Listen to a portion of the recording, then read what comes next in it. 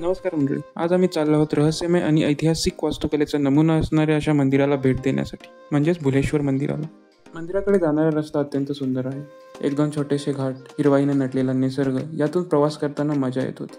सुंदर निसर्ग आणि घाटातील रस्ता पाहून थांबण्याचा मोह आवरला नाही. त्यामुळे आम्ही एका छोट्याशा घाटात थांबलो आणि काही फोटोज क्लिक केले.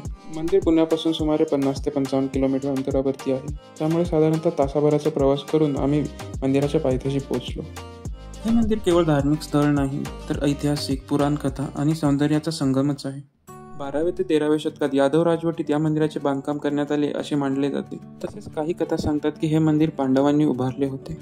हे मंदिर दौलतमंगल किल्ल्यावरती म्हणजेच मंगळगडावर वसलेले आहे.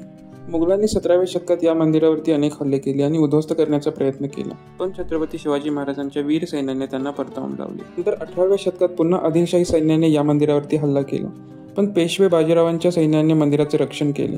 गर्भगृहासमोर नंदी महाराज आणि कुर्मराज आहेत. त्यांचं नक्षीकाम अत्यंत बारीक आणि सुबक आहे. तसं तर पूर्ण मंदिरातच अत्यंत सुंदर नक्षीकाम झालेलं आहे.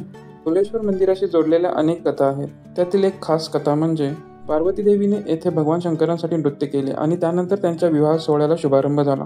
तसेच एक रंजक श्रद्धा अशी आहे की जेव्हा मंदिरात भगवान शंकरांना पेढ्यांचा नैवेद्य अर्पण केला जातो, तेव्हा त्यातील काही पेढे गूढरित्या अदृश्य होतात.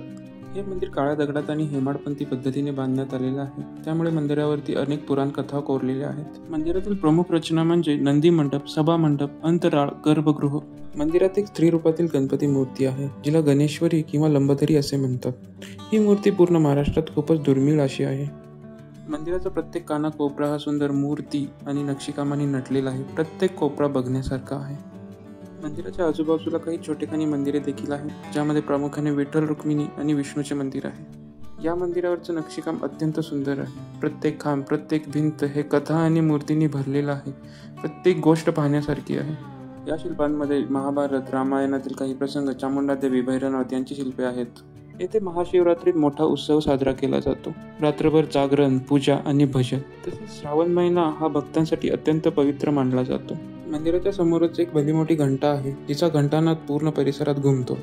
मंदिर पाहून आम्ही परिसरात काही वेळ घालवला. शांत वाटलं, मन प्रसन्न झालं. भुलेश्वर मंदिर हे डोंगरावरती असल्यामुळे तेथून दिसणारा नजारा मनमोहक असतो.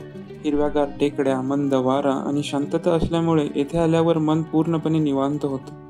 तर तुम्ही देखील येत्या श्रावण महिन्यात या मंदिराला भेट देण्याचा अवश्य प्रयत्न करा. येथील सुंदरता, नक्षीकामाचा अनुभव घ्या. पुन्हा अशाच एका नवीन व्हिडिओत भेटू. धन्यवाद.